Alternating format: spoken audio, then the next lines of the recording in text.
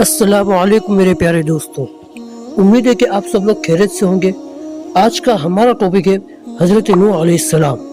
آپ نے بہت سے نبی کے بارے میں سنا ہوگا اور آپ نے حضرت نوح علیہ السلام کی کشتی کا واقعہ بھی سنا ہوگا، تو آج ہم اسی ٹاپک پر بات کریں گے۔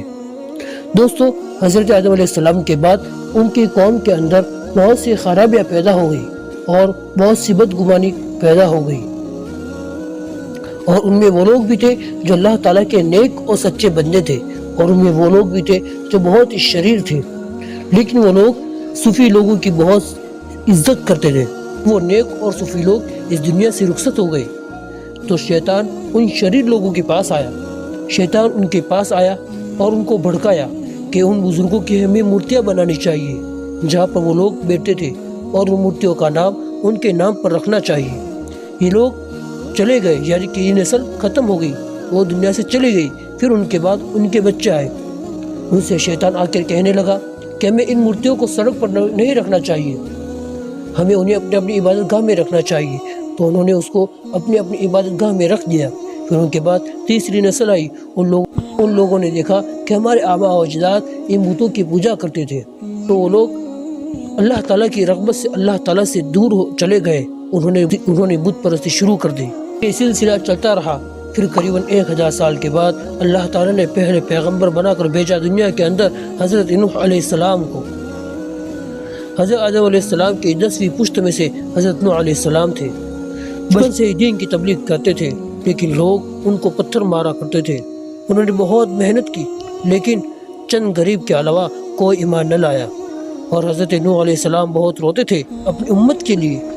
پھر اللہ تعالیٰ نے وحی نازل کی کہ اب تیری قوم ہدایت نہیں پائے گی۔ نوح علیہ السلام نے اس کے بعد بد دعا دی کہ اے اللہ، میری قوم کو تو نیست و نابود کر دے۔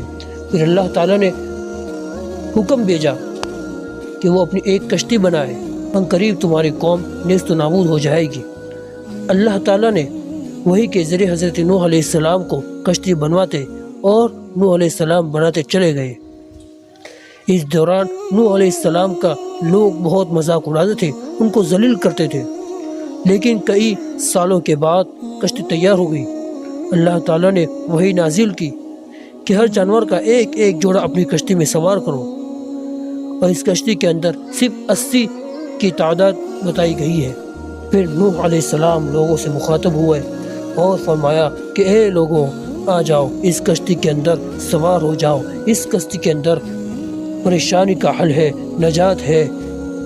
جو اس کشتی کے اندر سوار ہو جائے گا وہ اللہ تعالیٰ کے امان میں ہوگا۔ لیکن لوگ ان کا مذاق اڑاتے۔ پھر اچانک زمین سے پانی پھوٹا، لوگ اس سے دیکھتے اور مسکراتے تھے، لیکن ان کی یہ مسکراہٹ عنقریب غائب ہونے والی تھی۔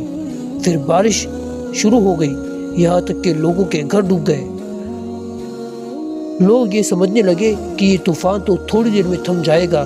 پھر لوگ اس سے بچنے کے لیے اونچے اونچے پہاڑ پر چڑھنے لگے، اور ان میں حضرت نوح علیہ السلام کا بیٹا بھی تھا۔ حضرت نوح علیہ السلام نے دور سے اپنے بیٹے کو آواز لگائی کہ اے بیٹے، آ جا، میری کشتی کے اندر سوار ہو جا، لیکن وہ سوار نہیں ہوا۔ پھر وہ پہاڑ بھی غائب ہو گئے، ان کے گھر بھی غائب ہو گئے جہاں پر وہ لوگ اپنی امان کے لیے چڑھے ہوئے تھے۔ سب کچھ نیست و نابود ہو گیا۔ بارش بھی تھم گئی۔ تقریباً 40 دن تک پانی بڑھتا گیا، بارش آتی رہی۔ قریباً 5 مہینے تک کشتی پانی کے اوپر تیرتی رہی۔ پھر دریائے دجلہ کی مشرقی جانب کی پہاڑی، جس کو کوہ ارارات کہتے ہیں، اس چوٹی کی ٹچ میں کھڑی ہو گئی۔ پھر پانی سوکھ گیا۔ پھر حضرت نوح علیہ السلام نے سارے چرندوں اور پرندوں کو آزاد کر دیا، اور حضرت نوح علیہ السلام نے دنیا کو ایک بار پھر سے آباد کرنے کی نیت رکھتے تھے۔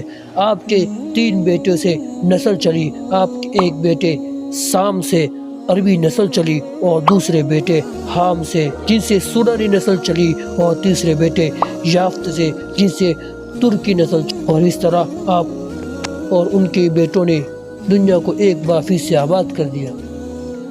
تقریباً طوفان کے 60 سال بعد حضرت نوح علیہ السلام کی فوت ہو گئی، اور یہ اس دار فانی سے چل بسے۔ اللہ تعالیٰ نے فرمایا، ہم کشتی کو آنے والے لوگوں کے لیے عبرت بنا کر رکھیں گے۔ آج بھی وہ کشتی موجود ہے۔ بس آج کا ویڈیو ہم یہی ختم کرتے ہیں۔ अगर वीडियो अच्छा लगे तो हमारे चैनल को सब्सक्राइब कर दीजिएगा। और दोस्तों, हमारे इस वीडियो को अपने बच्चों को ज़रूर दिखाइए, उनको दिन के किस्से मालूम होने चाहिए। हमें मालूम है कि आज के बच्चों को तारीख़ इस्लाम पढ़ना अच्छा नहीं लगता, लेकिन उनको देखना और सुनना अच्छा लगता है। तो इसलिए हम आपके लिए वीडियो लेकर आए हैं। अपने बच्चों को दिखाइए, आप भी सवाब कमाएंगे, हम भी सवाब कमाएंगे। कल क़यामत के दिन हमारा बेड़ा पार हो जाएगा। तो इस वजह से हमारे इस चैनल को भी सब्सक्राइब कर दीजिए और हमें सपोर्ट कीजिए। चलिए मिलते हैं दूसरे वीडियो में। अस्सलामु अलैकुम व रहमतुल्लाहि।